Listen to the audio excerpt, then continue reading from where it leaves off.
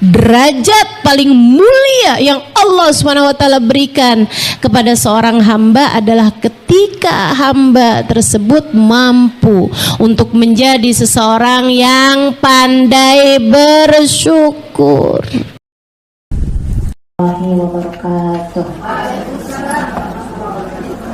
Alhamdulillah. Wassalatu wassalamu ala Rasulillah Muhammad ibn Abdullah wa ala alihi wa sahbihi wa man wala. Subhanaka la ilma lana illa ma 'allamtana innaka antal alimul hakim. Rabbi shrah li sadri yassir li amri wahlul 'uqdatan min lisani yafqahu qawli, amma ba'du. Alhamdulillah. Tema kita pada hari ini tentang syukur. Maqam tertinggi keikhlasan. Syukur. Maqam tertinggi keikhlasan. Jadi disebut ikhlas itu kalau menempati salah satu dari 4 tangga keikhlasan. Ikhlas yang pertama, mengerjakan sesuatu karena takut adab. Karena takut adab, takut neraka, takut dimurka, takut adabnya Allah SWT. Itu masih disebut ikhlas. Orang kalau yang, kenapa kamu sholat? Saya takut neraka lah. Kenapa kamu taat sama suami? Saya takut Allah murka sama saya kalau saya gak taat sama suami. Itu ikhlas. Tapi kalau misalnya, kenapa kamu taat sama suami? Biar suami gak kawin lagi. Itu gak ikhlas namanya. Itu urusan dunia aja berarti, ya kan? Hal yang seperti itu tuh musyarik bainana wa bainal kufar. Sesuatu hal yang sama antara kita sama orang yang gak beriman, itu namanya bukan lillah, namanya gak ikhlas gitu. Namanya gak ikhlas. Misalnya gitu ya, kenapa kamu sedekah? Biar rezeki saya nambah. Itu prinsip. Sedekah biar rezeki saya nambah. Bukan cuma orang Islam. Hatta orang nggak percaya sama Allah, mereka juga tahu bahwa orang tuh kalau sedekah rezekinya bakal nambah.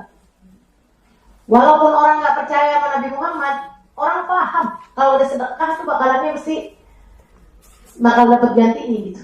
Jadi orang kalau misalnya saya ikhlas kok gitu, saya sedekah biar rezeki saya banyak, nah itu namanya nggak ikhlas, belum mencapai keikhlasan. Keikhlasan itu ada 4 derajat. Keikhlasan pertama adalah orang mengerjakan sesuatu. Jadi kalau ucapan lillahi ta'ala gitu, saya ngerjain ini karena Allah SWT. Karena Allah tuh, apa maksudnya karena Allah tuh ada 4 tingkatannya. Keikhlasan atau lillahi ta'ala itu ada 4 tingkatannya. Tingkatan pertama, seorang melakukan sesuatu atau meninggalkan sesuatu karena dia takut azab, takut neraka, takut azabnya Allah SWT. Yang kedua, mengerjakan sesuatu karena ngarep surga, ngarep pahala, gitu ya. Ngarep balasan-balasan yang sifatnya akhirat. Itu ikhlas juga, tapi bukan ikhlas yang tertinggi. Kalau kamu masih ngarepin di akhirat nanti saya akan, gitu ya.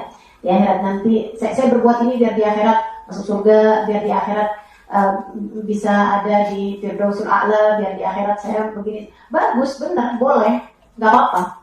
Gak apa-apa, kalau gak boleh sih gak bakalan ditarjib sama Allah SWT. Jadi orang bilang, andai gak karena surga neraka kamu gak akan berbuat, berarti kamu gak ikhlas. Gak gitu juga konsepnya. Toh juga memang surga neraka itu kan juga surga tempat Allah meletakkan keridhoannya, neraka tempat Allah meletakkan kemurkaannya. Sama aja, maksudnya ujung-ujungnya kita ngerjainnya kan karena Allah, karena ngarep Allah, karena ngarep sesuatu yang dari Allah SWT. Maka itu juga namanya keikhlasan gitu ya. Cuman bukan keikhlasan yang tertinggi gitu. Keikhlasan itu ada 4 tingkatan. Itu kan yang paling bawahnya adalah mengerjakan sesuatu karena takut neraka, takut murka. Kemudian yang berikutnya ngerjain sesuatu karena ngarep surga gitu. Itu juga termasuk bagian dari keikhlasan. Kemudian di atasnya lagi ada nih ngerjain sesuatu karena cinta. Karena cinta itu juga tingkat tertinggi keikhlasan, tingkat tinggi dari keikhlasan. Dia ngerjain karena cinta aja sama Allah SWT. Karena dia mencintai Allah. Itu yang disebut sama Rabi al-Arabiyah. Ya Allah, kalau kau tahu aku menginginkanmu, aku berbuat ini hanya karena menginginkan surgamu, halangkan aku dari surga. Kalau kau tahu aku ngerjain ini, ya Allah, ibadah ini semuanya hanya karena takut neraka, masukkan aja aku ke dalam neraka itu. Tapi kau tahu ya Allah, aku melakukan ini bukan karena berharap surga, bukan karena takut neraka, akan tetapi karena aku cinta padamu, maka jangan halangkan aku untuk berjumpa denganmu di akhirat nanti. Itu tingkatan tinggi dari keikhlasan. Di atasnya cinta, yaitu syukur. Jadi syukur itu adalah tingkat tertinggi keikhlasan yang disebut sama Nabi Muhammad SAW ketika Nabi Muhammad sholat malam sampai bengkak telapak kakinya. Sayyidah Aisyah tanya, mengapa engkau memaksakan dirimu sampai sedemikian wahai Rasul? Bukankah telah dijaminkan surga atasmu? Bukankah telah dijauhkan neraka darimu? Mengapa engkau berbuat ini semuanya? Kata Nabi Muhammad, afala uhib an aku syakura. Bukankah aku ingin untuk menjadi seorang hamba yang pandai berterima kasih, menjadi seorang hamba yang bersyukur pada Allah Subhanahu wa taala. Itu tingkat tertinggi keikhlasan. Tingkat tertinggi keikhlasan adalah melihat ke belakang dari apa yang sudah Allah berikan, kemudian dia ingin menjadi seseorang yang mensyukuri itu semuanya. Jadi nggak ngarep yang di depan, dia ngelihatnya yang di belakang, yang udah Allah kasih, Allah kasih, Allah kasih, Allah kasih. Ini saya mesti gimana nih gitu.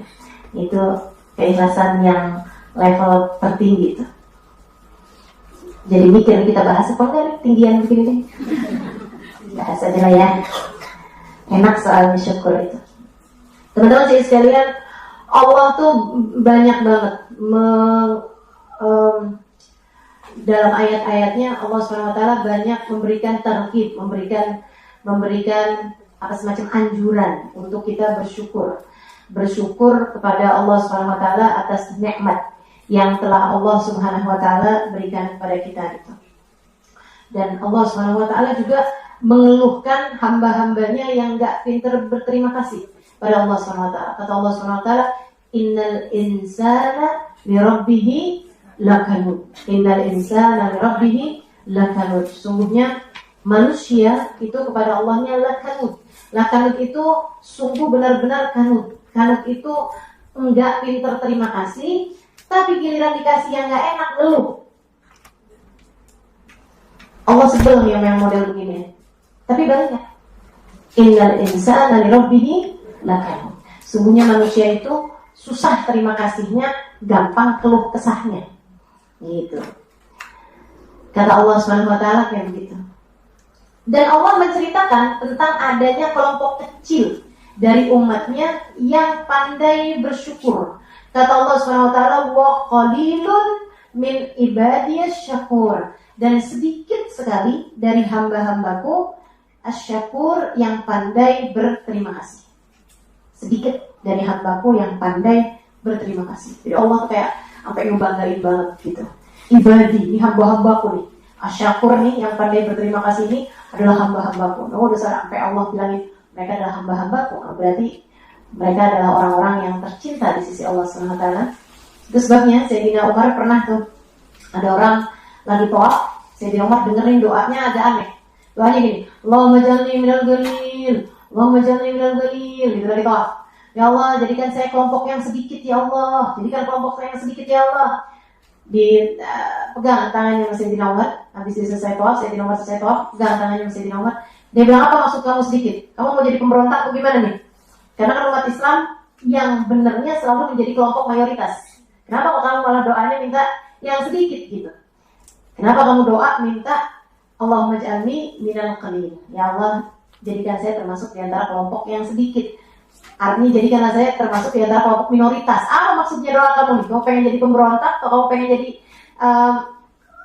mendirikan sekte-sekte baru dalam Islam? Bagaimana nih? Terus dia bilang, bukankah kita baca dalam Al-Quran wa qalilun min ibadiyas syakur, dan sedikit sekali hambaku yang pandai berterima kasih, saya ingin menjadi salah satu di antaranya. Wahai Amirul Mukminin Umar bin Khattab. Lalu saya bilang, wah kalau itu sih saya juga.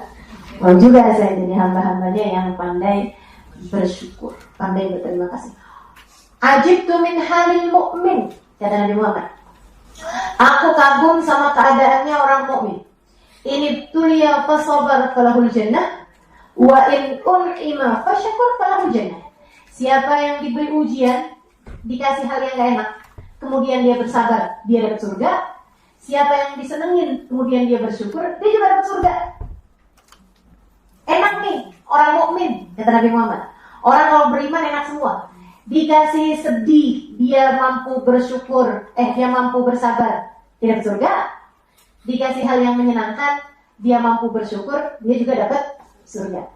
Dikasih sakit dan dia sabar, dia dapat surga.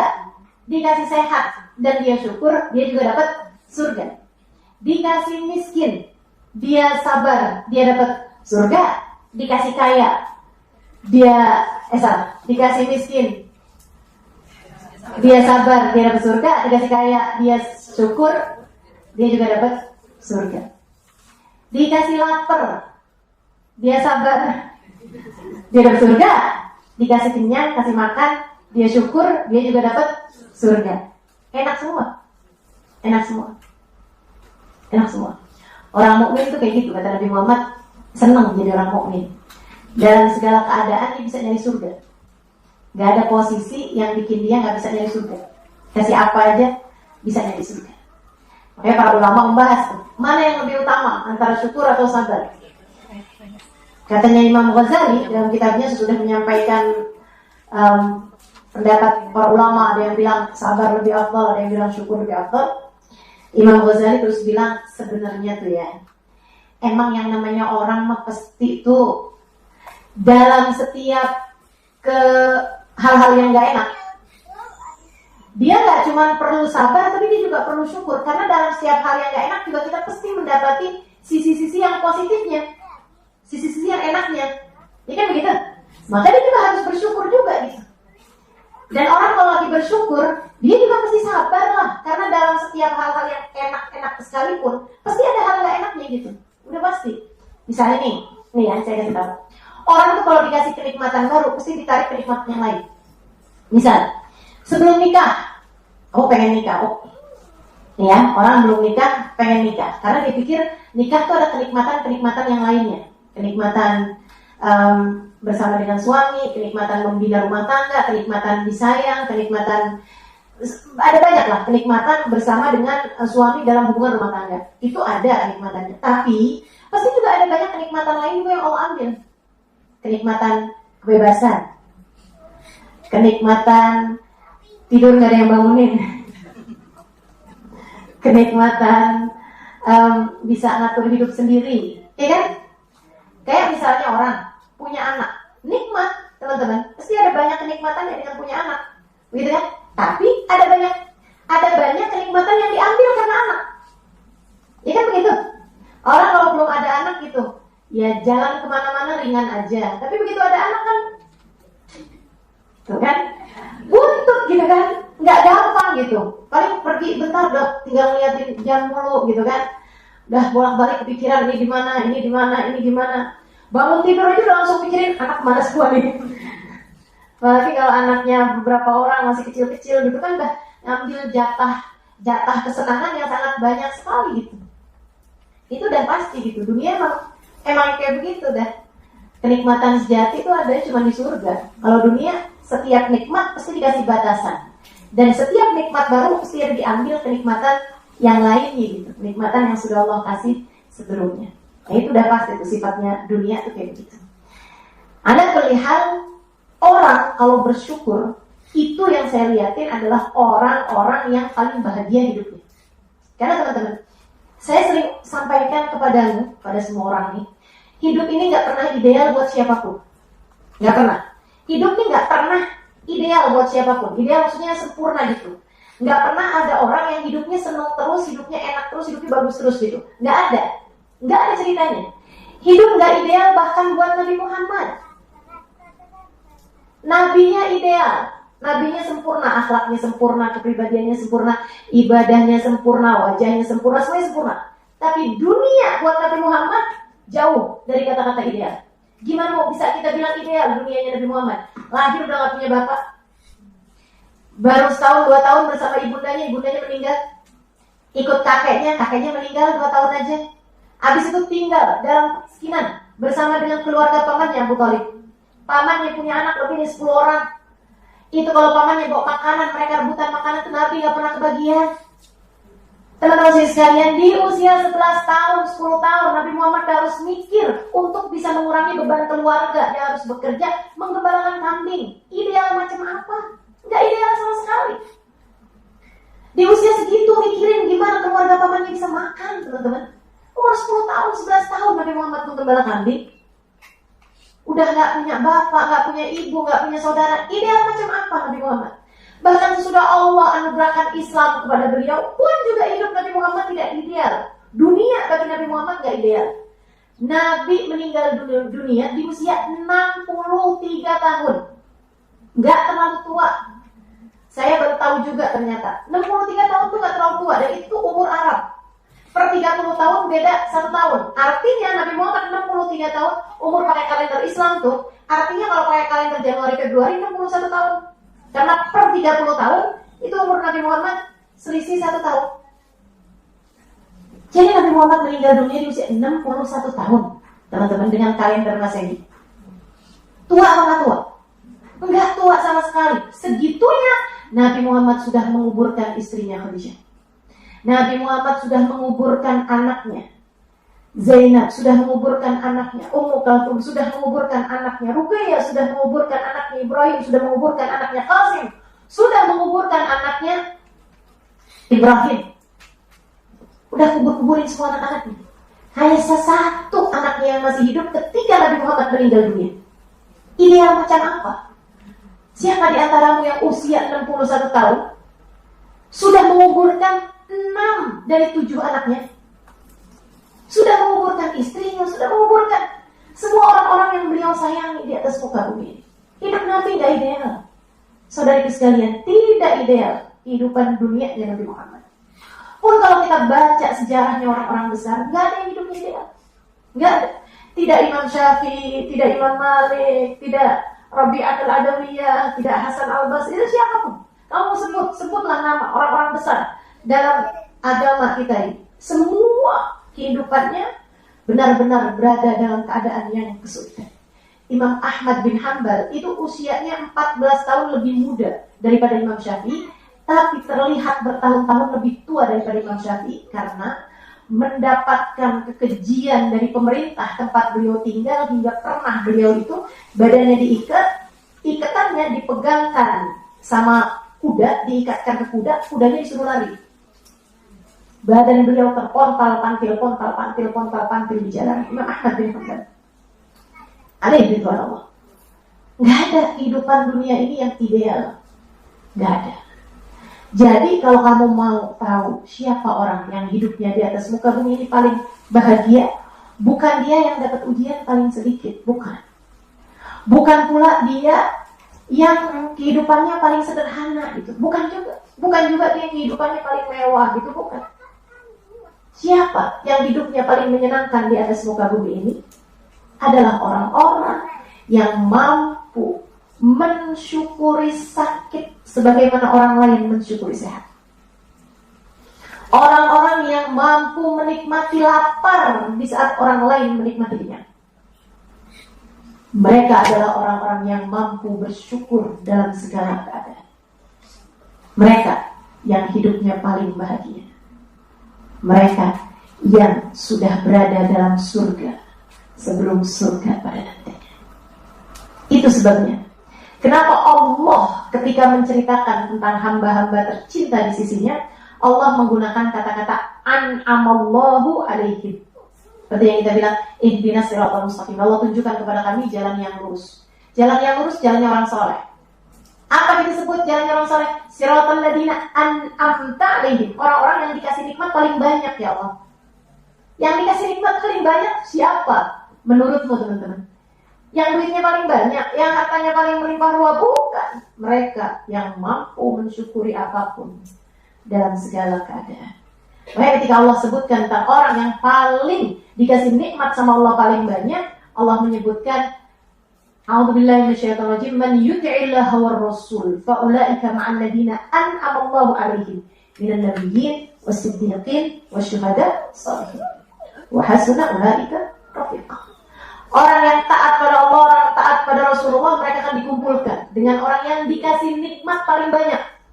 Siapa yang dikasih nikmat paling banyak? minan nabiyyin, para nabi-nabinya Allah, siddiqin, para wali-walinya Allah, syuhada, para pejuang-pejuang di jalan Allah, para ulama, para pejuang, para syahid, salihin, orang-orang soleh. Itu yang dikasih nikmat sama Allah paling gede-gede. Kenapa? Sebab mereka mampu mensyukuri segala keadaan. Mereka melihat Allah ada pada apapun dan siapapun. Karenanya mereka mampu berterima kasih kepada apapun dan siapapun. Oke, kita bahas. Teman-teman sekalian, kenapa ada orang bisa bersyukur sementara ada pula orang-orang yang gampang berkeluh kesah? Itu tuh semuanya tergantung masyhad, tergantung sudut pandang. Dan ini yang menurut saya salah satu hal terindah yang diajarkan guru saya Sayyidil Habib Umar bin Hafid kepada saya dan kepada murid-murid yang lain tentu saja, pada kami para murid-murid. Tadbirul masyhad, meluaskan sudut pandang. Kenapa orang sama-sama dikasihnya nih? Sama-sama dikasihnya. Tapi kenapa yang satu berterima kasih, yang satu enggak gitu? Kenapa ada orang ini kayak ibaratnya duduk sama-sama di sini. Ada yang merasa bahwa alhamdulillah hari ini bisa duduk di majelis taklim. Ada juga yang ini kapan sih selesainya ya? Ya saya punya banyak urusan yang sudah ngomong lama kayaknya nih. Sampai-sampai nih kayak misal gitu. Orang itu menikmatinya duduk di sini tergantung, bukan tergantung seberapa dekat dengan AC dia duduk, bukan tergantung dari apakah dia dapat sandaran atau nggak dapat sandaran gitu kan. Tapi rasa ketika duduk di sini itu, teman-teman sekalian, rasanya itu apakah dia merasa nikmat atau nggak nikmat tergantung dari masyhad itu tadi, sudut pandang. Tergantung daripada sudut pandang. Kamu melihatnya dari sisi mana gitu. Nah, ada hamba-hamba Allah Subhanahu wa taala yang dalam keadaan apapun yang dia lihat yang bagus nih gitu. Yang dia lihat tuh yang cakepnya. Mereka itulah ahli-ahli syukur. Mereka itulah ahli-ahli syukur. Orang yang pandai bersyukur itu bukan berarti mereka nggak dapat ujian dalam hidup, bukan.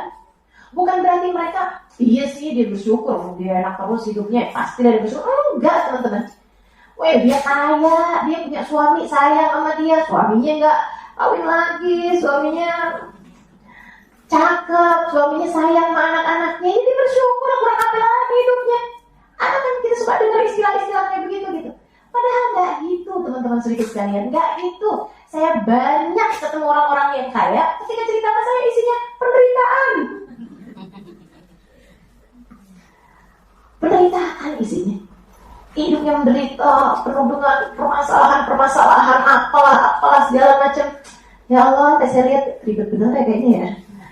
Saya nggak mau deh jalanin hidup kayak hidupnya dia gitu. Sehingga sekalian, karena memang masalahnya bukan pada hal-hal yang kayak begituan. Bahagia, senang, itu kan sesuatu yang di sini nih tempatnya. Dalam hati kita sendiri, ya kan? Maka orang yang bersyukur adalah orang yang bisa selalu meletakkan sudut pandangnya kepada hal-hal yang indah-indah, gitu. Hal-hal yang indah-indah. Gimana tuh bisa nyari sudut pandang yang indah itu gimana? Ketika kita berada dalam keadaan-keadaan yang enggak enak gitu ya, nyari sudut pandangnya gimana? Sehingga sekalian yang saya muliakan, barangkali jawabannya adalah apa yang disebutkan oleh Habib Abdullah bin Husain bin Tahir, wa kullu fi'lik jamil. Wa kullu fi'lik jamil. Ya Allah, semua perbuatanmu adalah indah. Syukur itu erat kaitannya sama iman. Ketika kamu tahu bahwasanya apapun datangnya dari Allah, siapapun adalah hambanya Allah, tak ada yang dapat terjadi kecuali dari Allah. Kemudian kamu cinta pada Allah, maka yang dari yang kita cinta semuanya indah. Kamu cinta sama anak kamu cubit pipi kamu aja kamu senang. Anak kamu pukul kamu, anak umur 1 tahun, umur 2 tahun gitu kan, datengin mamahnya, kemudian dicubit mamahnya, dipukul mamahnya, sakit. tapi kamu senang. Tangan kamu masukin ke giginya, kamu liatin, baru tumbuh gigi gitu. Tahu-tahu gigi kamu, tangan kamu digigitnya. Sakit apa nggak sakit? Sakit. Jadi sekalian, bayangkan kalau itu dikerjakan orang lain. Tetangga kamu gigit tangan pakai pedikul. Apa kira-kira ya perasaan kamu?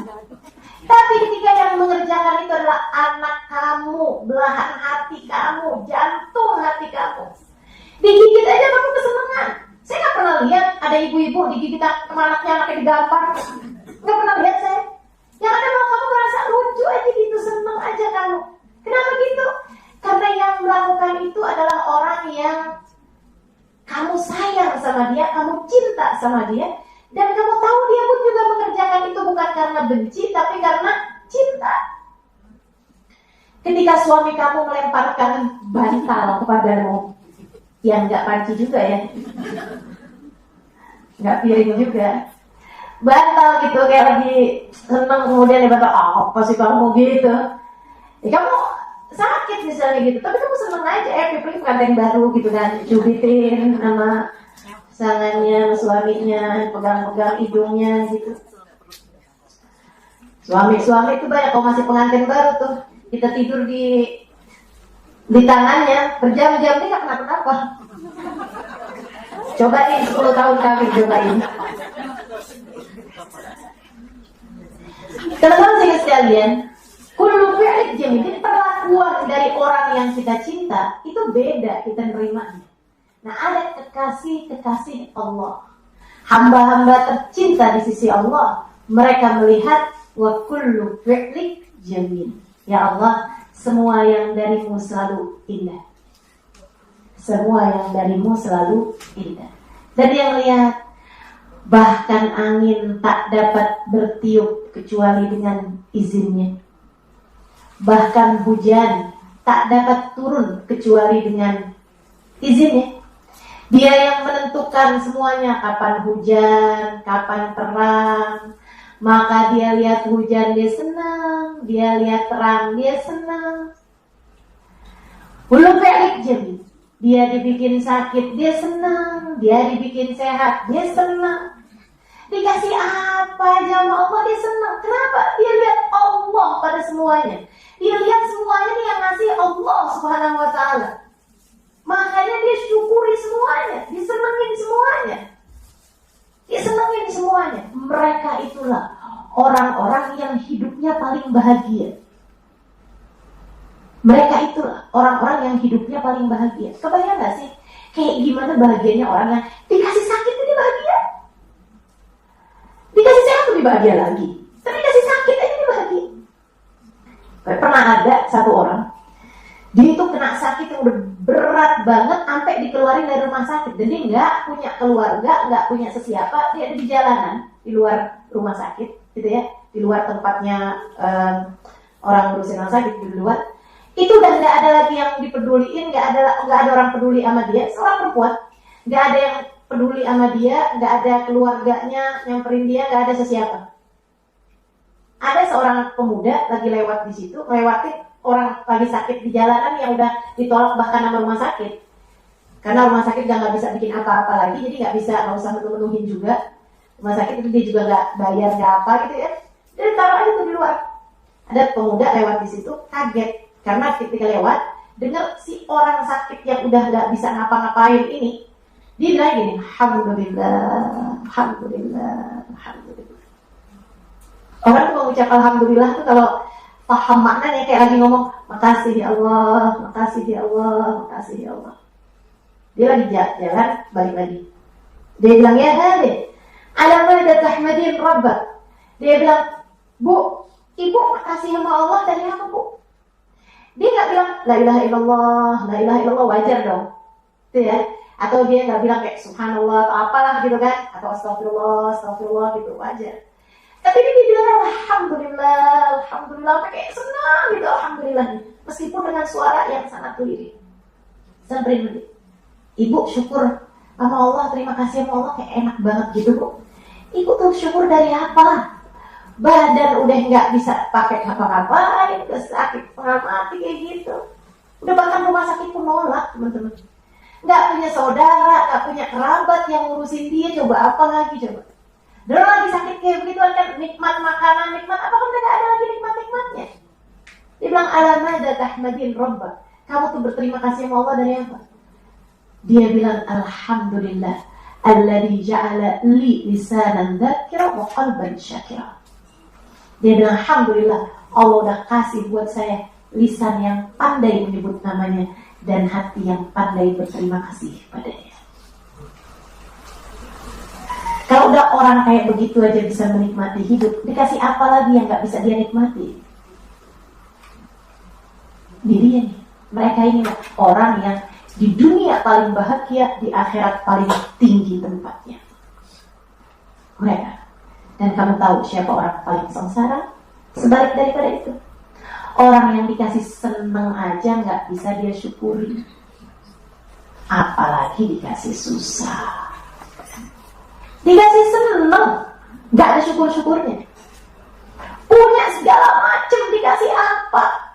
Dikasih orang tua yang sayang sama dia, tetap aja yang dicari kurang-kurangnya aja.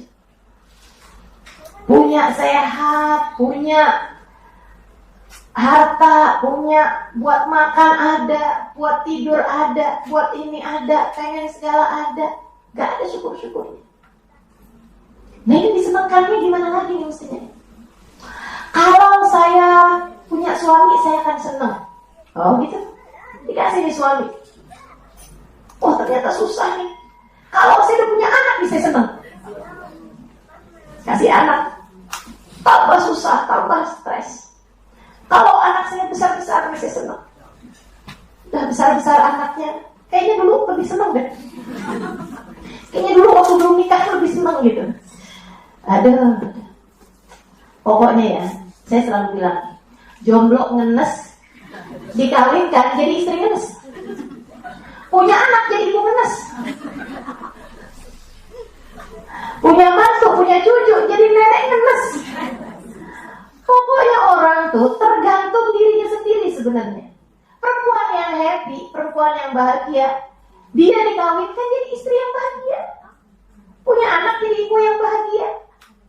Punya cucu jadi nenek yang bahagia. Kamu yang gimana? Yang ngenes sampai yang bahagia. Jadi terus ingetin diri teman-teman. Terus ingetin diri. Masalahnya bukan pada seberapa Allah kasih sama kamu, tapi seberapa kamu mampu mensyukuri yang dari Allah Subhanahu wa Ta'ala itu. Semuanya dari Allah. Semuanya dari Allah. Dikasih sehat, alhamdulillah. Dikasih sehat, alhamdulillah. Dikasih sakit, kalau kita pikirin, sakit itu cara Allah buat ngapusin dosa. Sakit itu cara Allah buat bikin kamu diam-diam berpahala. Mau berpahala itu kan mesti ibadah kan, betul nggak? Mau berpahala itu mesti ibadah. Puasa, lapar, baca Quran, tahajud, ngantuk, lebih pilihan tidur kan? Baca sholawat, malas, iya kan? Kita ini disuruh beribadah, suruh sedekah, pelit, kan gitu. Kita disuruh berpahala, itu kan semuanya berat-berat tuh kan? Tapi sama Allah dikasih sakit. Kamu tuh sambil sakit, kalau asal kamu nggak berkeluh kesah, itu sambilan sakit tuh dosa terus berguguran.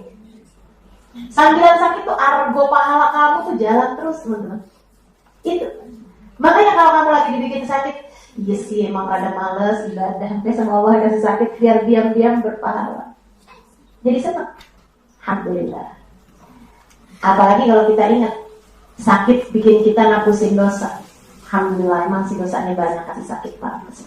Alhamdulillah, makasih ya Allah, makasih. Sakitnya di dunia aja ya Allah, di akhirat gak usah lagi. Makasih ya Allah, makasih ya Allah. Itu namanya sudut pandang, buat melihat Allah ada pada segala. Apalagi kalau kamu mikir begini, semua orang hambanya Allah. Meskipun mereka berbuat sesuatu, pada akhirnya tak ada yang terjadi kecuali yang telah ditetapkan Allah. Ya, Meskipun mereka berbuat sesuatu, pada akhirnya tak ada yang terjadi kecuali yang telah ditetapkan Allah. Sehingga sekalian saya melihatkan, semuanya dari Allah SWT, termasuk semua orang ini kan hambanya Allah.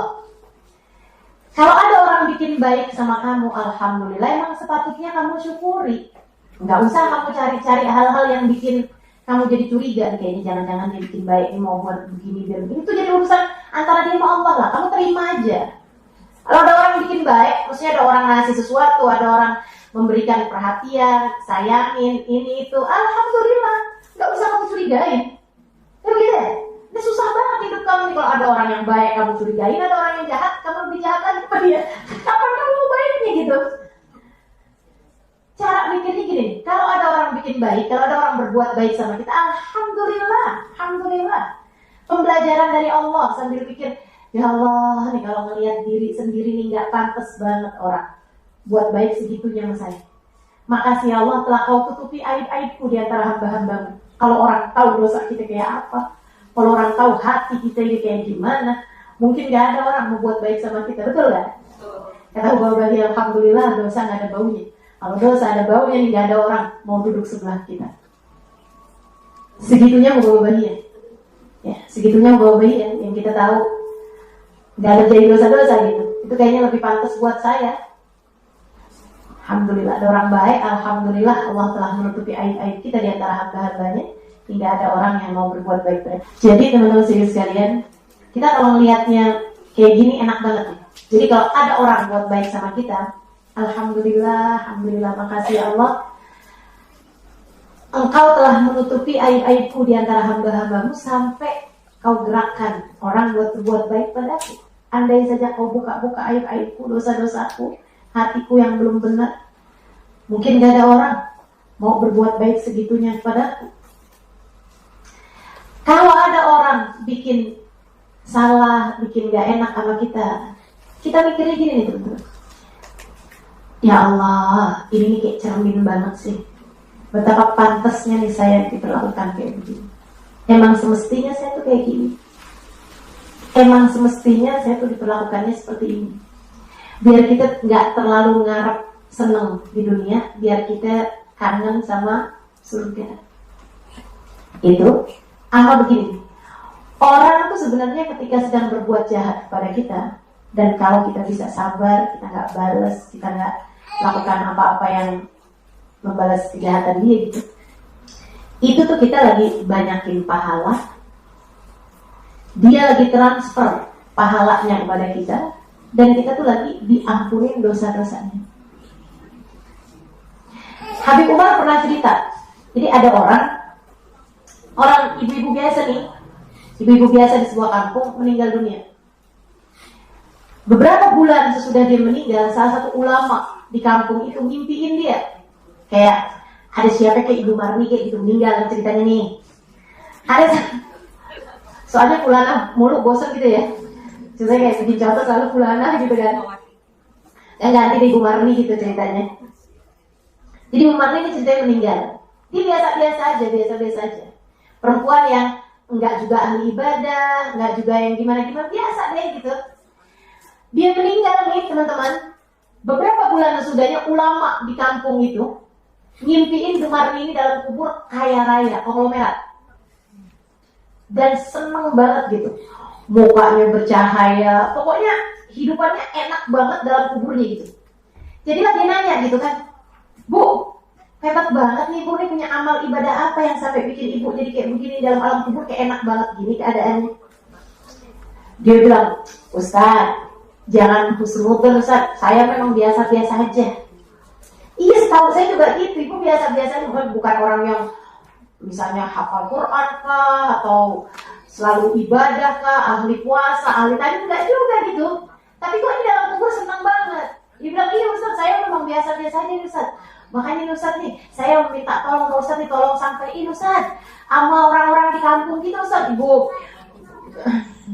Ibu siapa ya? Buati, Bu Ratna, Bu Erna, Bu, semuanya nih ibu-ibu itu dah.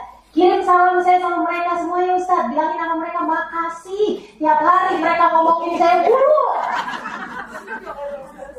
Jadi saya ini sekarang Ustaz dibalas bukan dari ibadah saya, tapi dari ibadah mereka. Allah ambilin pahala ibadah mereka tiap hari, ngaji, duha, sedekah, tahajud, puasa.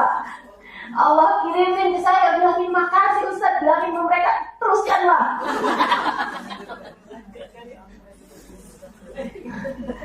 Sedekahnya terusin aja, transfer aja terusin aja buat saya. Kalau kita tahu bahwa orang itu ketika berbuat jahat sama kita sebenarnya lagi ngirimin pahala buat kita, kayaknya daripada kita marah-marah, daripada kita sakit hati, daripada kita baper, mendingan terima kasih deh, mendingan syukur gitu. Alhamdulillah, gitu. Alhamdulillah. Itu tadi yang saya bilang, sedekah kita pelit, tahajud kita ngantuk, puasa kita lapar, baca Quran kita malas, ya. Terus ada yang transfer sama kita, gimana tuh? Makasih banget, makasih banget. Jadi kalau bilang gitu kan, si fulan itu jelek-jelekin kamu, iya, alhamdulillah. Dia ngata-ngatain kamu, iya, alhamdulillah. Ada orang lagi ngomel-ngomel marah-marah sama kita, alhamdulillah. Enak gitu. Pandai berterima kasih. Betul nggak? Enak kan jadi orang mukmin? Enak banget. Udah teman-teman, itu dia tuh. Mereka nih, para hamba-hamba tercinta Allah, mampu melihat bahwa semua orang adalah hambanya Allah. Tidak ada yang dapat terjadi kecuali dengan izin Allah. Dia mampu melihat Allah pada apapun dan siapapun. Makanya dia selalu bisa bilang wa kullu fi'lik jamil. Apapun yang kau kerjakan ya Allah, semuanya indah. Semuanya cakep semua. Alhamdulillah. Alhamdulillah. Alhamdulillah. Gitu. Saya banyak ketemu orang-orang yang kayak begitu di Tarif dan juga di Indonesia. Selalu mengagumkan saya orang-orang yang dengan segala keterbatasan, mereka tidak melihatnya sebagai sebuah batasan, melainkan melihatnya sebagai sebuah kesyukuran. Apaan aja disyukurin gitu, apaan aja disenengin gitu. Apapun yang dari Allah kayak indah semuanya gitu. Insyaallah. Umi saya lagi pandangan matanya udah gak bisa lihat tuh. Berapa tahun sebelum meninggal, kayak 4 tahunan gitu sebelum meninggal, matanya gak bisa lihat. Ini dioperasi aja yuk biar bisa lihat lagi gitu. Kata Umi, udah lama Umi bisa lihat, udah cukup lah gitu. Tapi terus akhirnya kita pujuk-pujuk juga, Umi gara-gara gak bisa lihat nih apa yang Umi berat gitu. Umi cuma berat gak bisa baca Quran. Nih kalau dioperasi Umi bisa baca Quran. Emang iya? Iya nih, operasinya sebentar, 15 menit gitu. Akhirnya buat ngebujukin Umi itu kita sampai datengin orang-orang tuh yang udah operasi katarak, kita kenalin ke Umi gitu kan. Umi pertanyaannya gitu, udah operasi, udah, asalnya nggak bisa lihat, enggak, sekarang udah bisa baca Quran. Pertanyaan Umi kayak gitu, dan semua jawabannya tuh udah Mi, alhamdulillah Mi bisa baca Quran lagi. Oh gitu. Ada satu orang gini, udah bisa baca Quran, enggak Mi, saya emang nggak bisa baca Quran. Jadi emang dia nggak bisa baca Quran. Jadi walaupun habis dioperasi tetap nggak bisa baca Quran kan. Terus Umi pertanyaannya gini, nah terus ngapain dioperasi? Kayak perasaan Umi saya tuh punya mata buat baca Quran gitu. Masya Allah. Tuh ada tuh orang-orang tuh yang kayak begitu tuh. Wa kullu fi'lik jamil. Dia ngeliat maksudnya dari Allah, kasih mata, kasih ini gitu. Kayak enak semuanya aja gitu. Saya ingat lagi zaman saya kecil, saya pernah bilang sama Umi di zaman saya muda, ya. Biar gini-gini saya pernah muda juga. Terus saya bilang sama Umi saya gitu, Umi rambut rontok. Kata Umi gini, nggak apa-apa ini, yang sisa kan masih banyak. Itu saya selalu ingat terus. Itu cara berpikir yang begitu itu yang kita perlu biar kita selalu bisa bersyukur. Oke, rambut rontok, tapi kan sisanya masih banyak. Iya juga, iya kan? Segitu aja tuh cara mikirnya enak. Misalnya kita lagi kehilangan apapun gitu kan, ya nggak apa-apa deh, kan masih ada ini, gitu. Lagi sakit perut, alhamdulillah cuma perut. Yang lain kepala bagus, tangan bagus, kaki bagus, semuanya bagus gitu. Itu cara berpikir semacam itu yang bisa membuat kita mudah-mudahan lebih bisa bersyukur atas nikmat yang telah Allah SWT berikan kepada kita. Terus ya teman-teman, sebenarnya nih, apa sih yang bikin kita itu gak bersyukur? Allah tuh ngasih kita segalanya loh buat kita. Segalanya. Apa yang kamu gak dikasih? Sehat kamu dikasih, makanan kamu dikasih, betul gak? Lebih daripada itu semuanya tuh, kamu pengen tidur punya tempat tidur, betul gak? Kebayang korban-korban perang yang lagi ada di mana-mana. Kita alhamdulillah gitu. Apa-apanya tuh yang Allah kasih sama kita tuh udah nggak kehitung. Wa in ta'uddu ni'matallahi la tuhsuha. Kalau kamu hitung nikmat yang Allah berikan, nggak bisa kehitung dari banyaknya nikmat yang Allah bagi pada kita. Di atas itu semua, kita punya orang tua yang beriman, yang sholat, yang soleh, yang bisa tenadahin tangan doain kita, betul nggak? Iya kan? Ada banyak orang-orang di luar sana, orang tuanya nggak beriman, nggak bisa doain anak-anaknya. Ada banyak di sana orang tuanya nggak sholat. Kita alhamdulillah.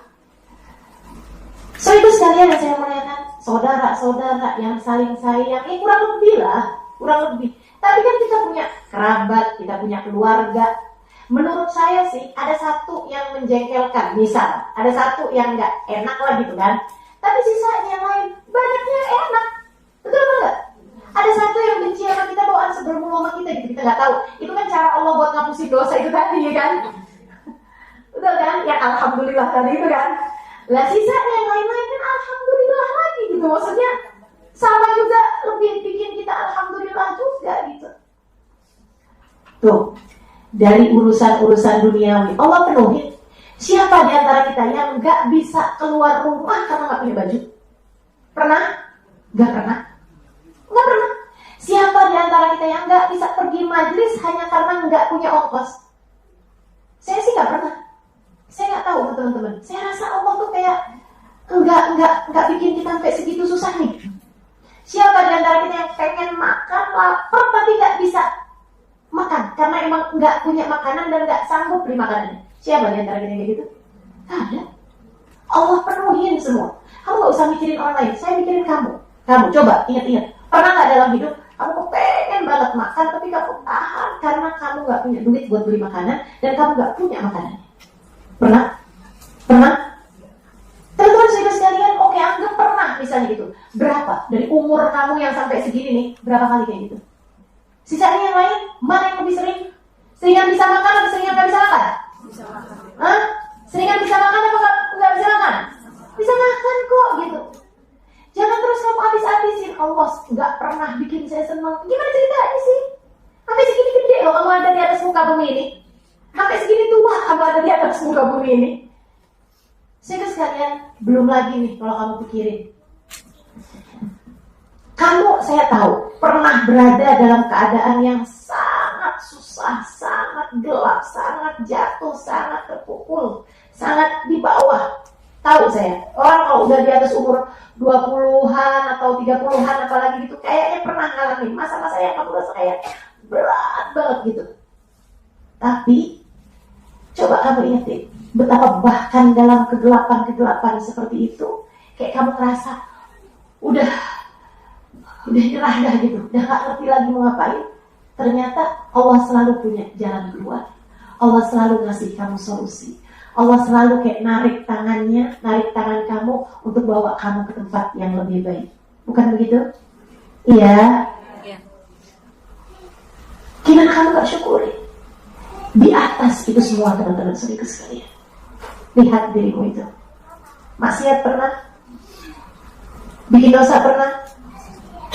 Pernah? Sering. Mata kita bikin dosa, iya. Telinga kita bikin dosa, iya. Tangan kaki kita bikin dosa, iya. Hati kita apalagi langganan bikin dosa. Tapi sampai dengan sekarang Allah masih izinkan kita buat sujud kepadanya, buat sebut-sebut namanya, Teman-teman, pernah nggak kamu sebel sama orang sampai nggak kepengen lihat mukanya? Pernah? Pernah nggak? Pernah kan? Saya pernah. Sebel sama orang sampai saya nggak sanggup lihat mukanya. Sekalian Allah tuh kayak gitu. Allah tuh kalau udah benci sama seseorang, sebel sama seseorang, Allah nggak izinkan lagi dia untuk menghadap kepada Allah dalam sholat-sholatnya. Pernah nggak kamu sebel sama orang sampai kamu nggak mau sebut namanya? Pernah? Allah kayak gitu. Allah kalau benci sama seseorang, Allah kalau sebel sama seseorang, Allah nggak izinkan lagi dia untuk sebut nama Allah Subhanahu wa Ta'ala. Dan kita bersama dengan dosa yang nggak ada habis-habisnya ini, Allah masih tetap izinkan kita buat sholat. Allah masih tetap izinkan kita buat sebut nama Allah. Allah tetap izinkan kita buat doa, manggil nama Allah, minta sama Allah Subhanahu wa Ta'ala. Allah masih mau kita berdiri terus di pintunya. Kurang apa nikmat Allah berikan kepadamu, teman-teman? Sampai segitunya kamu gak mau terima kasih sama Allah Subhanahu wa Ta'ala tuh. Dari apa? Kehidupan, kebutuhan udah dipenuhi terus. Kita nikmat punya orang-orang di sekeliling kita yang sayang sama kita. Kita nikmat punya keluarga, nikmat punya segala macam. Terus kemudian lebih dari semuanya nih, kita sama Allah dikasih iman, dikasih cinta. Dikasih cinta sama manusia paling agung, baginda Nabi besar Muhammad SAW. Andai karena cintanya kepada kita, andai tidak karena cinta Allah kepada kita, gak akan ditaruhkan rasa cinta di hati kita kepada kasihnya, baginda Nabi besar Muhammad SAW. Pernah gak kamu sayang banget sama anak kamu sampai kamu jagain, jangan sampai ada orang-orang gak benar dekat sama anak kamu? Kan begitu caranya. Allah juga kayak gitu. Allah tuh cinta banget sama Nabi Muhammad. Yang dideketin sama Nabi Muhammad, yang punya rasa cinta sama Nabi Muhammad, yang rasa dicintai sama Nabi Muhammad, itu adalah orang-orang yang dianggap Allah tuh baik, dianggap Allah tuh Allah mau kasih nikmat sama dia gitu. Dan kita dipilihnya. Diizinkan maulidan, diizinkan ucap salam, diizinkan merasa rasa cinta kita sama Nabi Muhammad. Itu setinggi-tinggi nikmat, teman-teman sekalian, setinggi-tinggi karunia yang Allah Subhanahu wa Ta'ala berikan kepada kita sekalian. Allah berikan sama kita sekalian setinggi-tinggi nikmat. Alhamdulillah, alhamdulillah, alhamdulillah. Makanya kita kalau nggak bersyukur tuh karena apa? Semuanya seharusnya bikin kita terus tambah syukur, tambah syukur, tambah syukur. Gak ada yang gak enak yang Allah kasih sama kita. Gak ada yang gak enak. Itu ya, kalaupun lagi dikasih sakit, dikasih sulit, dikasih sempit gitu, itu kayak lampu lagi dimatiin aja sebentar buat ngingetin kamu nikmatnya terang. Karena kita ini modelannya yang kalau dikasih terang terus kita lupa nikmatnya terang. Sampai ketika gelap baru yang, ya ampun iya ya susah, ternyata ya alhamdulillah kemarin tuh terang terus gitu. Betul gak? Jadi itu kadang-kadang Allah kasih sama kita itu, dikasih sakit, biar kamu menikmati nikmatnya sehat. Biar kamu lebih menghargai kenikmatan-kenikmatan tersebut. Allah bagus semua, masih sama kita tuh bagus semua. Alhamdulillah, alhamdulillah, alhamdulillah. Mudah-mudahan kita semua pada jadi ahli syukur semua. Mudah-mudahan Allah jadikan kita punya lisan yang pandai bersyukur, punya hati yang pandai bersyukur. Salah satu dari ijazah yang diberikan Nabi Muhammad kepada sahabatnya Sayyidina Mu'ad bin Jabal. Ya Mu'ad, inni uhibbak, fala tada'anna an taghrab dubura kulli salat. Allahumma a'inni ala dzikrika wa syukrika wa husni ibadatik. Wahai Mu'ad, aku cinta padamu. Jangan lupa untuk baca setiap habis selesai sholat, Allahumma a'inni ala dzikrik wa syukrik wa husni ibadatik. Ya Allah, bantu aku untuk selalu menyebut namamu, bantu aku untuk jadi hamba yang pandai berterima kasih, bantu aku untuk bagus dalam beribadah kepadamu ya Allah. Itu mudah-mudahan bisa terus-terusan dibaca setiap habis selesai sholat. Itu zikiran, di antara zikiran yang bisa kita baca, insya Allah, Rabbana zalamna anfusana wa illam taghfir lana wa tarhamna lanakunanna minal khasirin. Rabbana atina fid dunya hasanah wa fil akhirati hasanah wa qina adzaban nar. Bi fadli subhana rabbika rabbil izzati amma yasifun. Salamun alal mursalin. Derajat paling mulia yang Allah SWT berikan kepada seorang hamba adalah ketika hamba tersebut mampu untuk menjadi seseorang yang pandai bersyukur.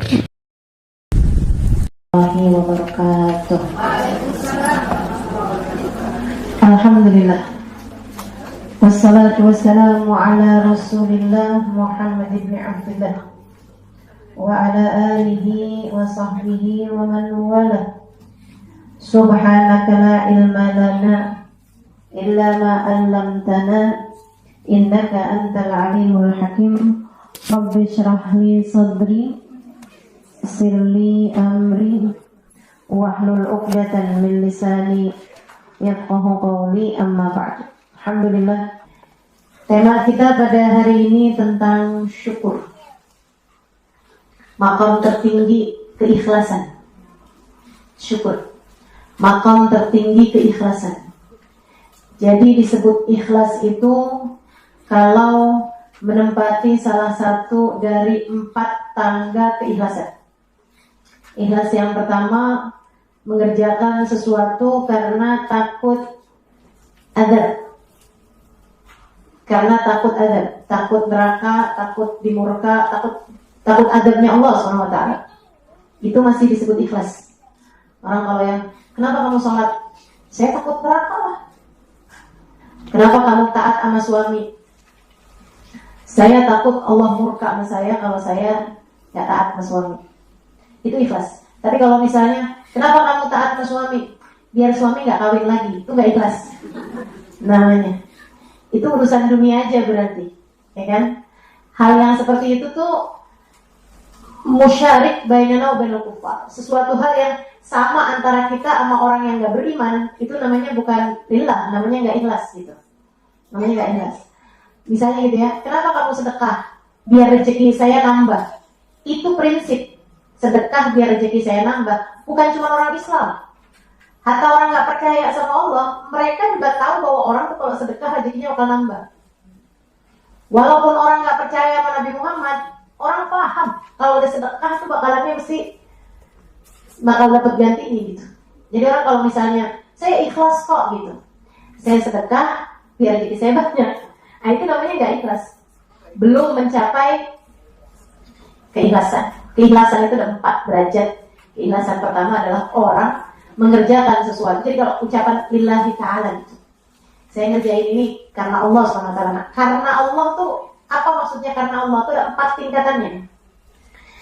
Keikhlasan atau lillahi ta'ala itu ada 4 tingkatannya. Tingkatan pertama, seorang melakukan sesuatu atau meninggalkan sesuatu karena dia takut adab.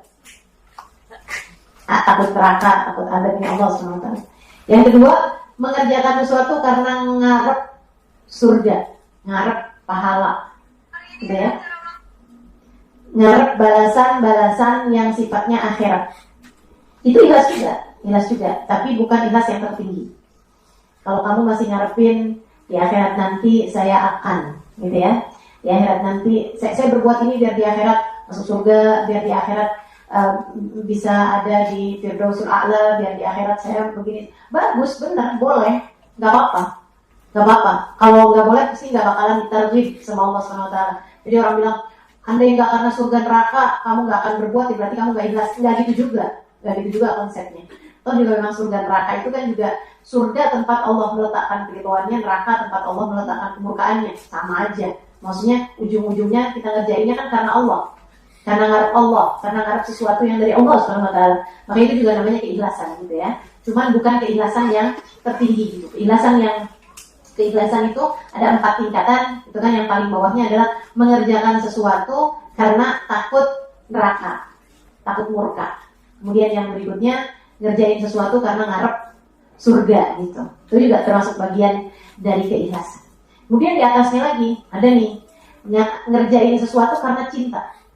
Karena cinta itu juga tingkat tertinggi keikhlasan. Tingkat tinggi dari keikhlasan. Dia ngerjain karena cinta sama Allah SWT. Karena dia mencintai Allah. Itu yang disebut sama Rabbi al-Arabiyah. Ya Allah, kalau Engkau tahu aku menginginkanmu, aku berbuat ini hanya karena menginginkan surgamu, halangkan aku dari surga. Kalau Engkau tahu aku ngerjain ini, ya Allah, ibadah ini semuanya hanya karena takut neraka, masukkan aja aku ke dalam neraka itu. Tapi Engkau tahu ya Allah, aku melakukan ini bukan karena berharap surga, bukan karena takut neraka, akan tetapi karena aku cinta padamu, maka jangan halangkan aku untuk berjumpa denganmu di akhirat nanti. Itu tingkatan tinggi dari keikhlasan. Di atasnya cinta, yaitu syukur. Jadi syukur itu adalah tingkat tertinggi keikhlasan yang disebut sama Nabi Muhammad SAW ketika Nabi Muhammad sholat malam sampai bengkak telapak kakinya. Sayyidah Aisyah tanya, mengapa engkau memaksakan dirimu sampai sedemikian wahai Rasul? Bukankah telah dijaminkan surga atasmu? Bukankah telah dijauhkan neraka darimu? Mengapa engkau berbuat ini semuanya? Kata Nabi Muhammad, afala uhib an syakura. Bukankah aku ingin untuk menjadi seorang hamba yang pandai berterima kasih, menjadi seorang hamba yang bersyukur pada Allah SWT. Itu tingkat tertinggi keikhlasan. Tingkat tertinggi keikhlasan adalah melihat ke belakang dari apa yang sudah Allah berikan, kemudian dia ingin menjadi seseorang yang mensyukuri itu semuanya. Jadi nggak ngarep yang di depan, dia ngelihatnya yang di belakang, yang udah Allah kasih, Allah kasih, Allah kasih, Allah kasih. Ini saya mesti gimana nih gitu. Itu keikhlasan yang level tertinggi itu. Jadi mikir kita bahas apa enggak nih tinggian begini nih? Bahas aja lah ya. Enak soalnya syukur itu. Teman-teman sekalian, Allah tuh banyak banget dalam ayat-ayatnya Allah SWT banyak memberikan targhib, memberikan apa semacam anjuran untuk kita bersyukur kepada Allah SWT atas nikmat yang telah Allah Subhanahu wa taala berikan kepada kita gitu.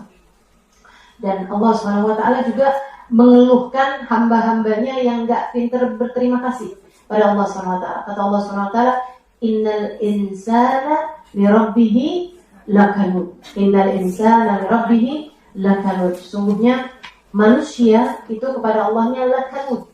Lakanud itu sungguh benar-benar kanud. Kanud itu enggak pintar terima kasih, tapi giliran dikasih yang gak enak, ngeluh. Allah sebel yang model begini. Tapi banyak. Innal insana li rabbih lakanud. Sungguhnya manusia itu susah terima kasihnya, gampang keluh kesahnya. Gitu. Kata Allah Subhanahu wa taala kayak begitu. Dan Allah menceritakan tentang adanya kelompok kecil dari umatnya yang pandai bersyukur. Kata Allah SWT, wa qalilun min ibadiyas syakur. Dan sedikit sekali dari hamba-hambaku asyakur yang pandai berterima kasih. Sedikit dari hambaku yang pandai berterima kasih. Jadi Allah tuh kayak sampai ngebanggain banget gitu. Ibadi, ini hamba-hambaku nih. Asyakur nih yang pandai berterima kasih ini adalah hamba-hambaku. Nah, udah sampai Allah bilangin mereka adalah hamba-hambaku. Berarti mereka adalah orang-orang yang tercinta di sisi Allah SWT. Itu sebabnya Sayyidina Umar pernah tuh ada orang lagi tawaf, Sayyidina Umar dengerin doanya agak aneh. Doanya gini, Allahumma jalni minal ghalil, Allahumma jalni minal ghalil, gitu lagi tawaf.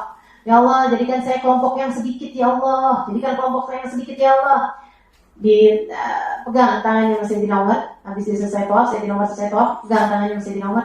Dia bilang, apa maksud kamu sedikit? Kamu mau jadi pemberontak atau gimana nih? Karena kan umat Islam yang benernya selalu menjadi kelompok mayoritas. Kenapa kok kamu malah doanya minta yang sedikit gitu? Kenapa kamu doa minta Allahumma ij'alni minal qalil? Ya Allah, jadikan saya termasuk di antara kelompok yang sedikit. Artinya jadikanlah saya termasuk di antara kelompok minoritas. Apa maksudnya doa kamu nih? Kamu pengen jadi pemberontak atau kamu pengen jadi mendirikan sekte-sekte baru dalam Islam atau gimana nih? Terus dia bilang, bukankah kita baca dalam Al-Quran wa qalilun min ibadiyas syakur, dan sedikit sekali hambaku yang pandai berterima kasih, saya ingin menjadi salah satu di antaranya. Wahai Amirul Mukminin Umar bin Khattab. Kata saya bilang, wah kalau itu sih saya juga. Mau juga saya jadi hamba-hambanya yang pandai bersyukur, pandai berterima kasih. Ajibtu min halil mu'min, kata Nabi Muhammad. Aku kagum sama keadaannya orang mukmin. Ini tulia fasabar falahul jannah, wa in un'ima fasyakur falahul jannah. Siapa yang diberi ujian, dikasih hal yang gak enak, kemudian dia bersabar, dia dapat surga. Siapa yang disenengin, kemudian dia bersyukur, dia juga dapat surga. Enak nih, orang mukmin, kata Nabi Muhammad. Orang kalau beriman enak semua. Dikasih sedih, dia mampu bersyukur, dia mampu bersabar, dia dapat surga. Dikasih hal yang menyenangkan, dia mampu bersyukur, dia juga dapat surga. Dikasih sakit dan dia sabar, dia dapat surga. Dikasih sehat dan dia syukur, dia juga dapat surga. Dikasih miskin, dia sabar, dia dapat surga. Dikasih kaya, dikasih miskin, dia sabar, dia dapat surga. Dikasih kaya, dia syukur, dia juga dapat surga. Dikasih lapar, dia sabar, dia dapat surga. Dikasih kenyang, kasih makan, dia syukur, dia juga dapat surga. Enak semua.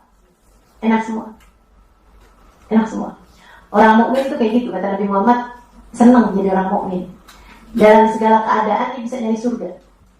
Gak ada posisi yang bikin dia gak bisa nyari surga. Kasih apa aja bisa nyari surga. Makanya para ulama membahas tuh, mana yang lebih utama antara syukur atau sabar. Katanya Imam Ghazali dalam kitabnya sudah menyampaikan pendapat para ulama. Ada yang bilang sabar lebih afdal, ada yang bilang syukur lebih afdal. Imam Ghazali terus bilang, sebenarnya tuh ya, emang yang namanya orang mah pasti tuh dalam setiap hal-hal yang gak enak, dia gak cuma perlu sabar, tapi dia juga perlu syukur. Karena dalam setiap hal yang gak enak juga kita pasti mendapati sisi-sisi yang positifnya, sisi-sisi yang enaknya. Ya kan begitu? Maka dia juga harus bersyukur juga gitu. Dan orang kalau lagi bersyukur, dia juga pasti sabar lah. Karena dalam setiap hal-hal yang enak-enak sekalipun, pasti ada hal gak enaknya gitu. Udah pasti.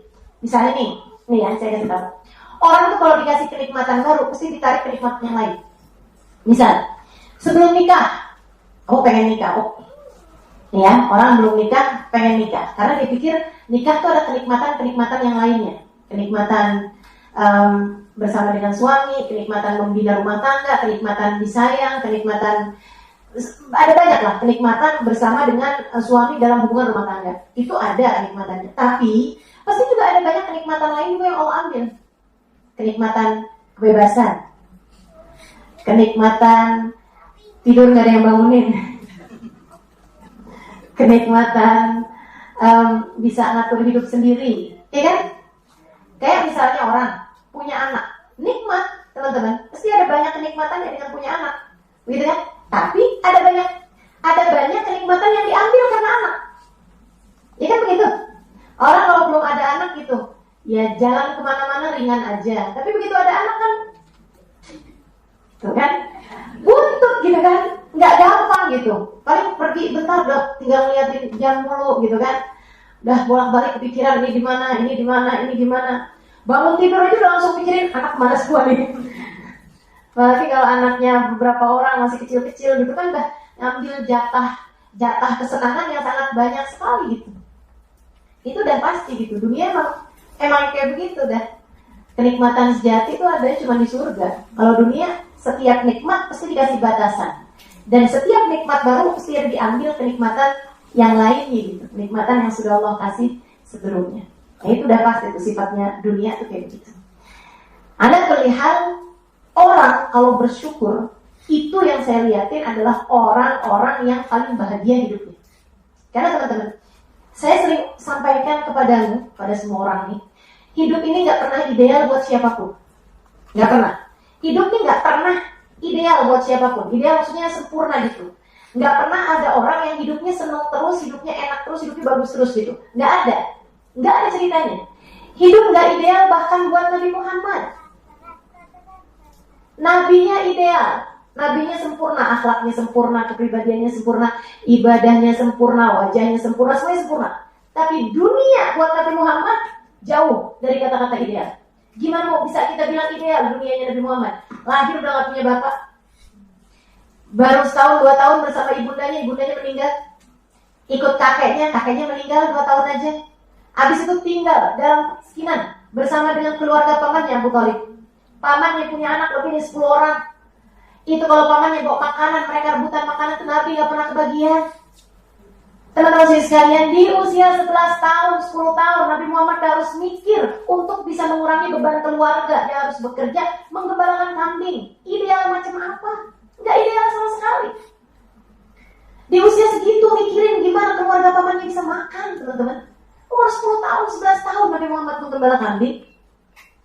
Udah gak punya bapak, gak punya ibu, gak punya saudara. Ideal macam apa Nabi Muhammad? Bahkan sesudah Allah anugerahkan Islam kepada beliau pun juga hidup Nabi Muhammad tidak ideal. Dunia bagi Nabi Muhammad gak ideal.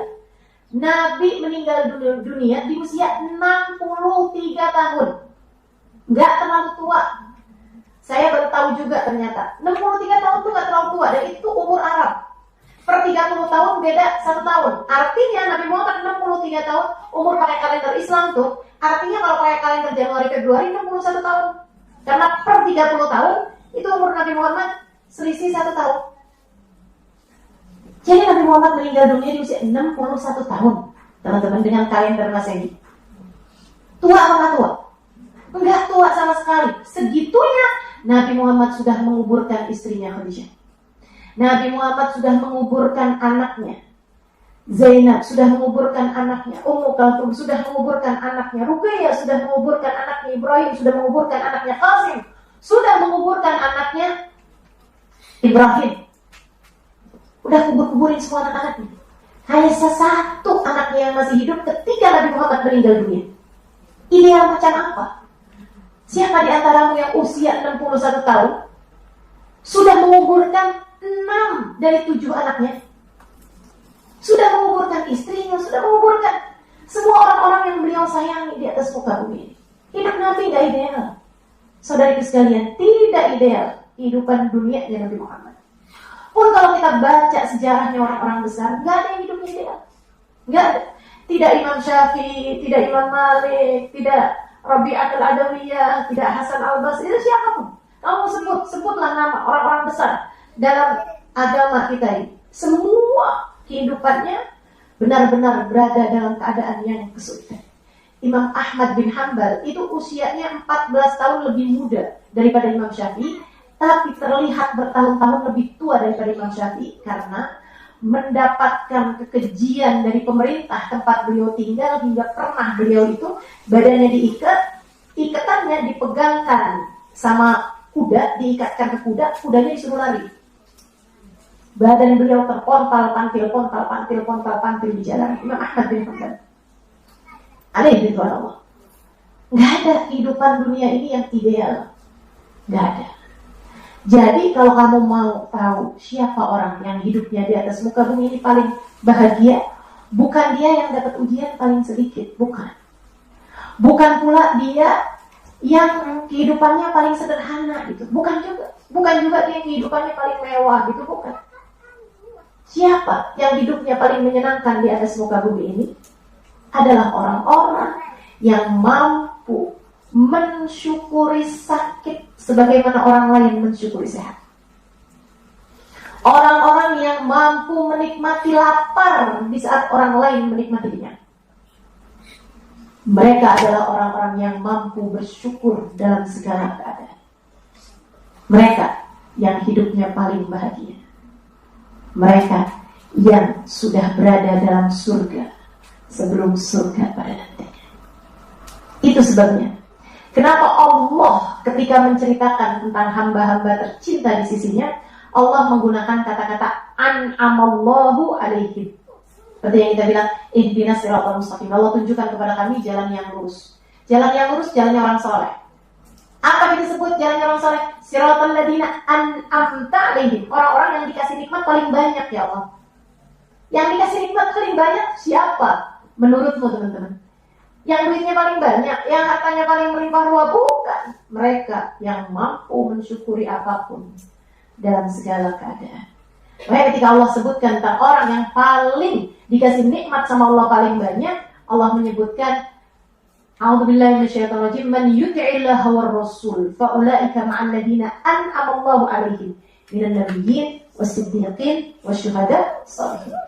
Wa hasuna ulaika rafiqa. Orang yang taat pada Allah, orang yang taat pada Rasulullah, mereka akan dikumpulkan dengan orang yang dikasih nikmat paling banyak. Siapa yang dikasih nikmat paling banyak? Minan nabiyyin, para nabi-nabinya Allah, siddiqin, para wali-walinya Allah, syuhada, para pejuang-pejuang di jalan Allah, para ulama, para pejuang, para syahid, shalihin, orang-orang saleh. Itu yang dikasih nikmat sama Allah paling gede-gede. Kenapa? Sebab mereka mampu mensyukuri segala keadaan. Mereka melihat Allah ada pada apapun dan siapapun. Karenanya mereka mampu berterima kasih kepada apapun dan siapapun. Oke, kita bahas.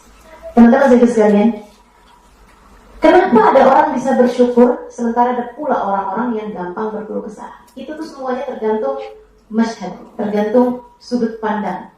Dan ini yang menurut saya salah satu hal terindah yang diajarkan guru saya, Sayyidil Habib Umar bin Hafid, kepada saya dan kepada murid-murid yang lain, tentu saja pada kami para murid-murid.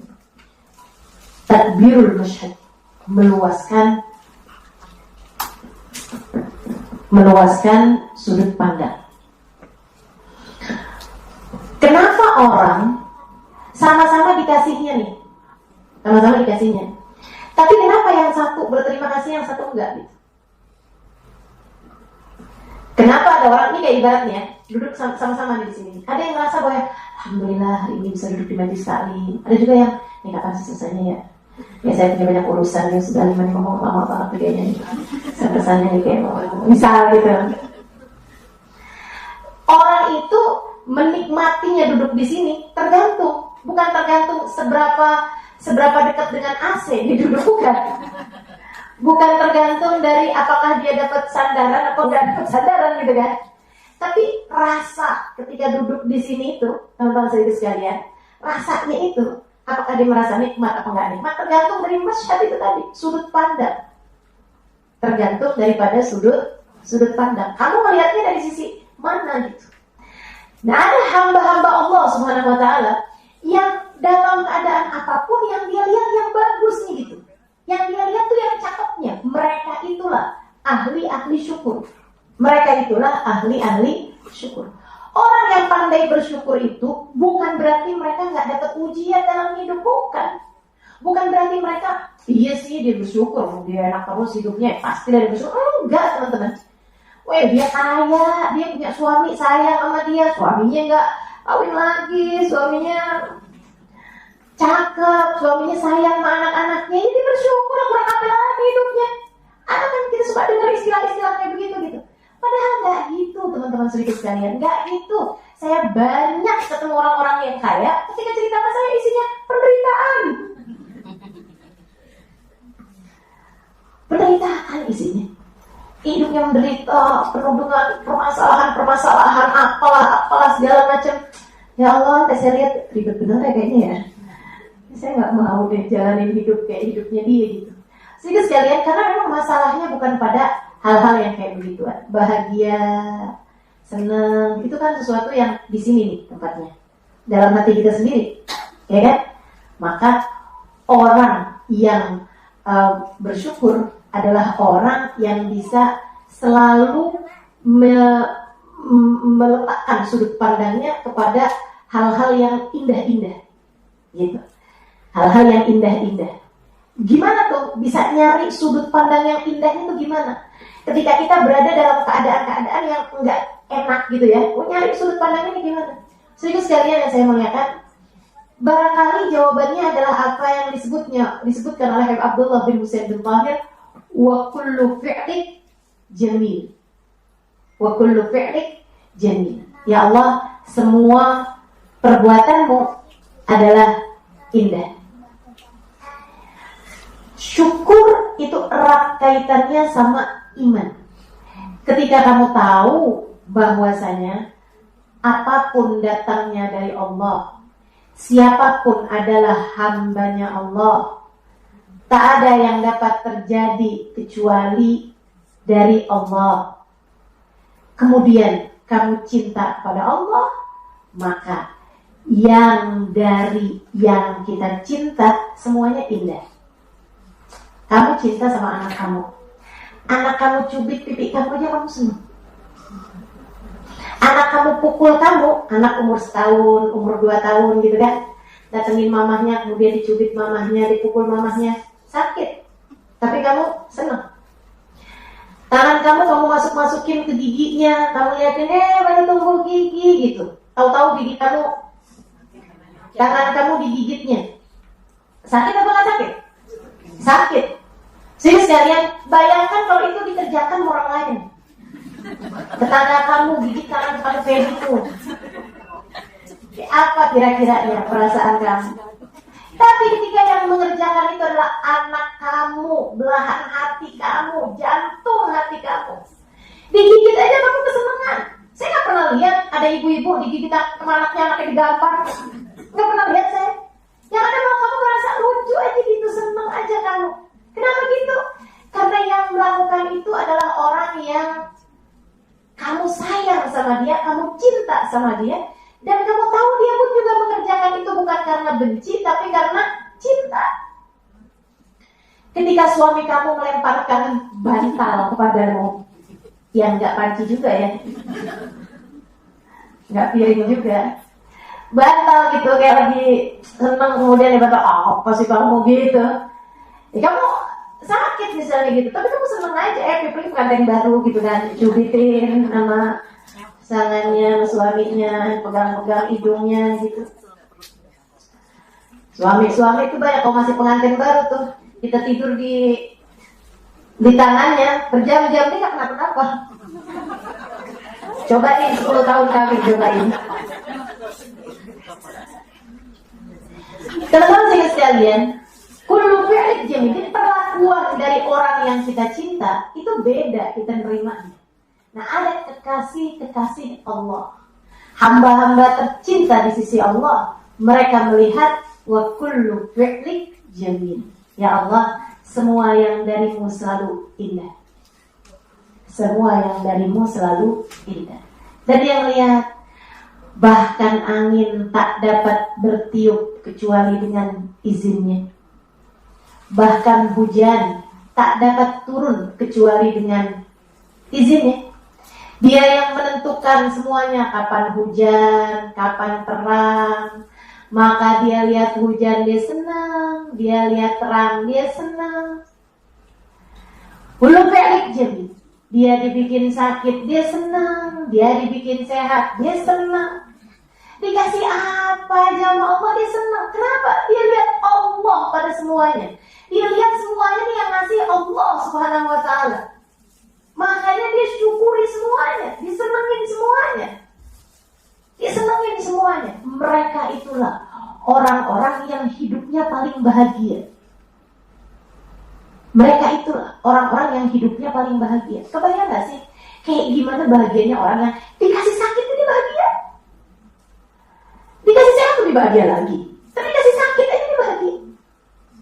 Pernah ada satu orang, dia itu kena sakit yang udah berat banget sampai dikeluarin dari rumah sakit. Dan dia nggak punya keluarga, nggak punya sesiapa. Dia ada di jalanan, di luar rumah sakit, gitu ya, di luar tempatnya orang ngurusin orang sakit, di luar.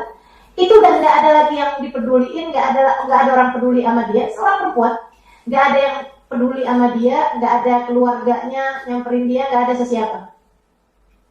Ada seorang pemuda lagi lewat di situ, lewatin orang lagi sakit di jalanan yang udah ditolak bahkan sama rumah sakit.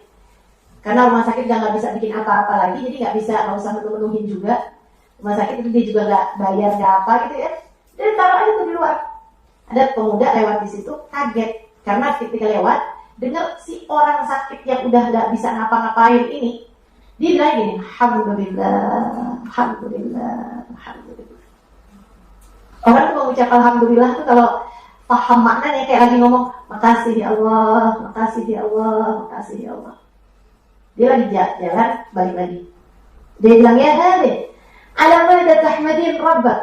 Dia bilang, Bu, ibu makasih sama Allah dari apa Bu? Dia nggak bilang la ilaha illallah, la ilaha illallah, wajar dong. Tuh ya. Atau dia nggak bilang kayak subhanallah atau apalah gitu kan, atau astagfirullah gitu aja. Tapi ini dia bilang alhamdulillah, kayak senang gitu, alhamdulillah. Meskipun dengan suara yang sangat lirik. Sampai ibu syukur sama Allah, terima kasih sama Allah, kayak enak banget gitu bu. Ibu tuh syukur dari apa? Badan udah nggak bisa pakai apa-apain, udah sakit setengah mati kayak gitu. Udah bahkan rumah sakit pun nolak teman-teman. Nggak punya saudara, nggak punya kerabat yang ngurusin dia, coba apa lagi coba.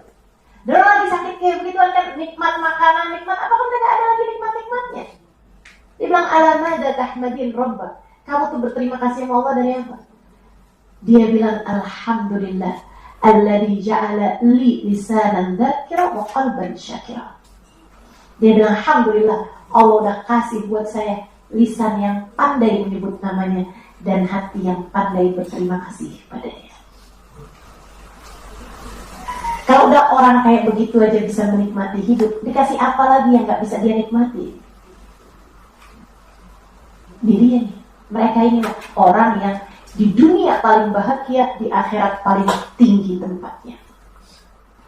Mereka. Dan kamu tahu siapa orang paling sengsara? Sebalik daripada itu. Orang yang dikasih senang aja gak bisa dia syukuri. Apalagi dikasih susah.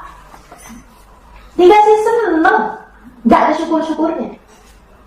Punya segala macam, dikasih apa? Dikasih orang tua yang sayang sama dia, tetap aja. Yang dicari kurang-kurangnya aja. Punya sehat, punya harta, punya buat makan ada, buat tidur ada, buat ini ada, pengen segala ada. Gak ada syukur-syukurnya. Nah ini disenangkannya gimana lagi nih mestinya? Kalau saya punya suami, saya akan senang. Oh gitu?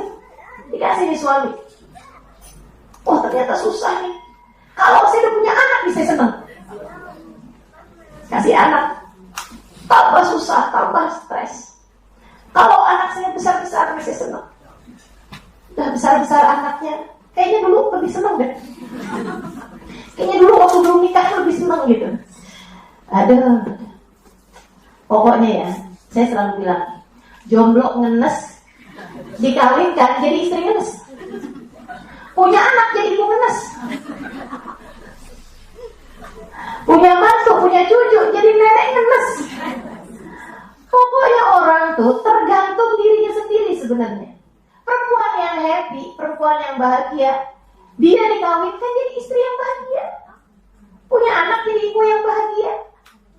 Punya cucu jadi nenek yang bahagia. Kamu yang gimana? Yang ngenes apa yang bahagia? Jadi terus ingetin diri teman-teman. Terus ingetin diri. Masalahnya bukan pada seberapa Allah kasih sama kamu, tapi seberapa kamu mampu mensyukuri yang dari Allah Subhanahu wa Ta'ala. Semuanya dari Allah. Semuanya dari Allah. Dikasih sehat, alhamdulillah. Dikasih sehat, alhamdulillah. Dikasih sakit, kalau kita pikirin, sakit itu cara Allah buat ngapusin dosa. Sakit itu cara Allah buat bikin kamu diam-diam berpahala. Mau berpahala itu kan mesti ibadah kan, betul nggak?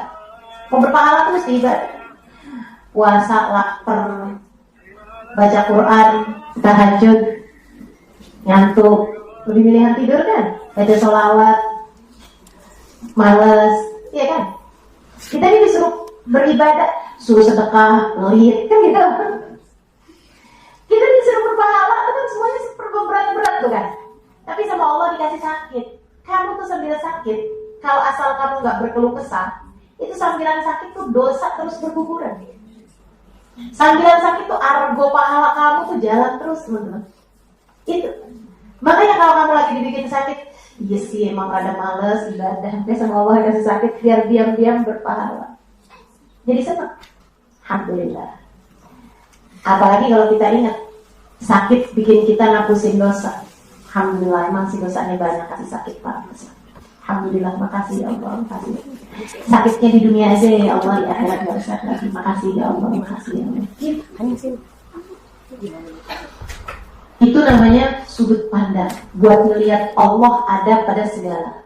Apalagi kalau kamu mikir begini, semua orang hambanya Allah. Meskipun mereka berbuat sesuatu, pada akhirnya tak ada yang terjadi kecuali yang telah ditetapkan Allah. Ya, meskipun mereka berbuat sesuatu, pada akhirnya tak ada yang terjadi kecuali yang telah ditetapkan Allah. Sehingga sekalian saya melihatkan semuanya dari Allah SWT, termasuk semua orang ini kan hambanya Allah. Kalau ada orang bikin baik sama kamu, alhamdulillah, emang sepatutnya kamu syukuri. Nggak usah kamu cari-cari hal-hal yang bikin kamu jadi curiga. Kayaknya jangan-jangan dia bikin baik, ini mau buat begini biar begini. Itu jadi urusan antara dia sama Allah lah. Kamu terima aja. Kalau ada orang bikin baik, maksudnya ada orang ngasih sesuatu, ada orang memberikan perhatian, sayangin, ini itu, alhamdulillah. Nggak usah kamu curigain. Kan gitu ya? Ini susah banget hidup kamu nih. Kalau ada orang yang baik kamu curigain, ada orang yang jahat kamu lebih jahat lagi kepada dia. Kapan kamu mau baiknya gitu? Cara mikirnya gini, kalau ada orang bikin baik, kalau ada orang berbuat baik sama kita, alhamdulillah, alhamdulillah. Pembelajaran dari Allah sambil pikir, ya Allah nih kalau ngelihat diri sendiri nih nggak pantas banget orang buat baik segitunya sama saya. Makasih ya Allah telah kau tutupi aib-aibku di antara hamba-hambamu. Kalau orang tahu dosa kita kayak apa, kalau orang tahu hati kita ini kayak gimana, mungkin gak ada orang mau buat baik sama kita, betul gak? Kata Bapak alhamdulillah dosa gak ada baunya. Kalau dosa ada baunya nih gak ada orang mau duduk sebelah kita. Segitunya Bapak ya, segitunya Bapak yang kita tahu gak ada jadi dosa-dosa gitu. Itu kayaknya lebih pantas buat saya. Alhamdulillah ada orang baik, alhamdulillah Allah telah menutupi aib-aib kita di antara hamba-hambanya hingga ada orang yang mau berbuat baik-baik. Jadi teman-teman sekalian, kita kalau melihatnya kayak gini enak banget nih. Jadi kalau ada orang buat baik sama kita, alhamdulillah, alhamdulillah, makasih Allah. Engkau telah menutupi aib-aibku di antara hamba-hambamu sampai kau gerakkan orang buat berbuat baik padaku. Andai saja kau buka-buka aib-aibku, dosa-dosaku, hatiku yang belum benar, mungkin gak ada orang mau berbuat baik segitunya kepadaku. Kalau ada orang bikin salah, bikin gak enak sama kita mikirnya gini nih teman-teman. Ya Allah, ini nih kayak cermin banget sih. Betapa pantasnya nih saya diperlakukan kayak begini. Emang semestinya saya tuh kayak gini. Emang semestinya saya tuh diperlakukannya seperti ini. Biar kita nggak terlalu ngarep seneng di dunia, biar kita kangen sama surga. Itu apa begini? Orang itu sebenarnya ketika sedang berbuat jahat kepada kita, dan kalau kita bisa sabar, kita nggak balas, kita nggak lakukan apa-apa yang membalas kejahatan dia gitu. Itu tuh kita lagi banyakin pahala. Dia lagi transfer pahalanya kepada kita. Dan kita tuh lagi diampunin dosa-dosanya. Habib Umar pernah cerita. Jadi ada orang ibu-ibu biasa nih, ibu-ibu biasa di sebuah kampung meninggal dunia. Beberapa bulan sesudah dia meninggal, salah satu ulama di kampung itu ngimpiin dia. Kayak ada siapa kayak Ibu Marni kayak gitu meninggal ceritanya nih.